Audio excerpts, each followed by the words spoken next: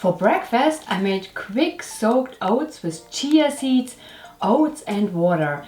I let it soak for an hour, then topped it with banana slices, 2 kiwis, almonds, walnuts, cinnamon and ginger powder. It was really sweet from the banana and kiwi with a nice crunch from the nuts and kept me satisfied for hours.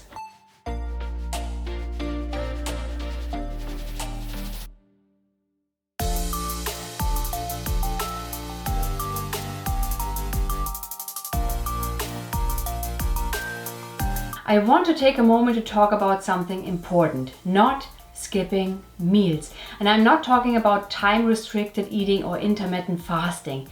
Skipping meals equals dieting. It might feel like you're trying hard or making sacrifices to reach your goals, but it often has the opposite effect. It can lead to hunger, frustration, and cravings, making it harder to stick with a healthier way of eating. Over time, this can chip away at your motivation and even cause you to revert to old habits. When we skip meals, it can also increase anxiety or leave us turning to emotional eating as a way to cope during stressful or sad moments. Maybe you find yourself procrastinating or feeling stuck, thinking this won't work for me anyway. That spiral can bring up negative self-talk, especially if you'd had past experiences of falling off diets or not meeting your expectations. On top of that, life's demands can make it even harder to prioritize your own health. Maybe your family needs more of your time, your partner, your kids, or even your parents, and that overwhelming feeling of being pulled in so many directions can create guilt about not putting your health first. You might even worry about not being the role model you want to be for your children. And let's not forget the sense of loss or deprivation that can come with the idea of giving up certain foods or habits. Even if we know those habits aren't supporting our health, they can still hold emotional meaning. I'll give you an example. Today, I was reminded of something my family used to make with leftover pasta, pan-fried pasta, sometimes crispy, with scrambled eggs and ham mixed in.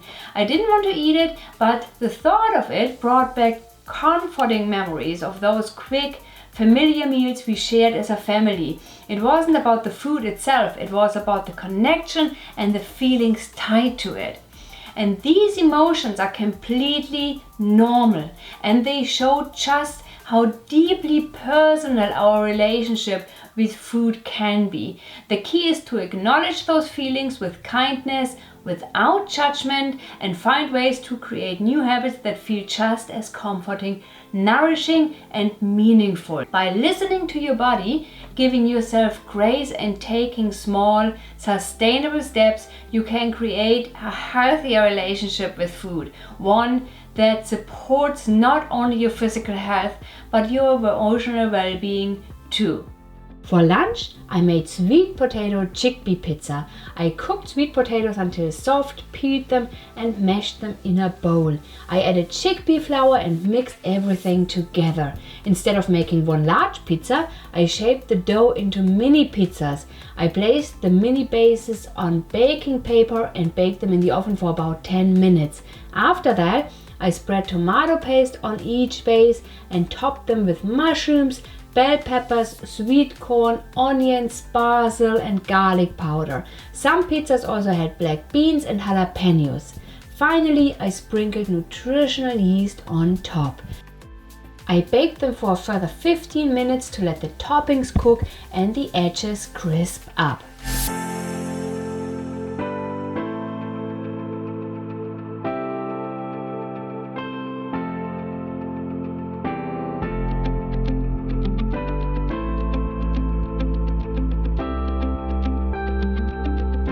When you're thinking of losing weight, instead of skipping meals, start by adopting a high nutrient, low calorie, SOS-free, whole foods, plant-based diet. Just incorporating whole plant foods will naturally help you shed weight.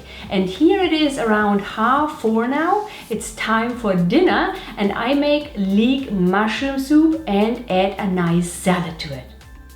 I start by removing the outer layer of the leek and slicing it. Then I chop garlic, onion, mushrooms and broccoli. I add everything to an Instant Pot along with soy milk, white pepper, smoked paprika, turmeric, thyme, basil and nutritional yeast. I pressure cook it for 20 minutes, allowing the flavors to blend beautifully. While the soup is cooking, I prepare a salad with mixed leaves, rocket, bell peppers and cucumber. I toss it with a sweet, sour balsamic dressing, ensuring it's well combined.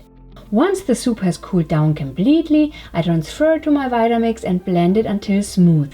The Vitamix is so strong that it gently warms up the soup again during blending. The soup is rich and full of flavor, and the salad adds a fresh, vibrant touch. Together they make a comforting, satisfying meal that I really love.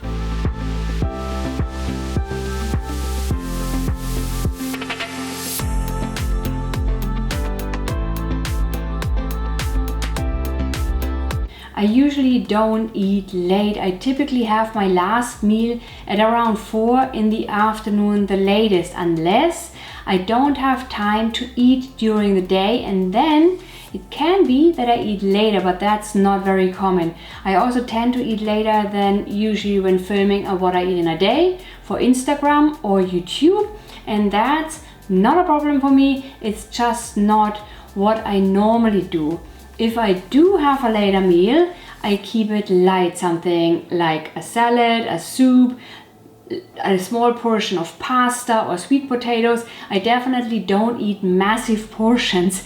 I avoid anything too heavy because eating too late affects my sleep negatively. I find that if I eat late, I get a lot of energy and I have to burn it off. It's important for me to kind of time my meals in a way that works for me, which means I listen to my body and eat when I'm hungry. But eating too late disrupts my sleep and I don't feel rested. So I found that lighter, earlier dinners are what work best for me. That's it for today. Thank you so much for watching and see you next time.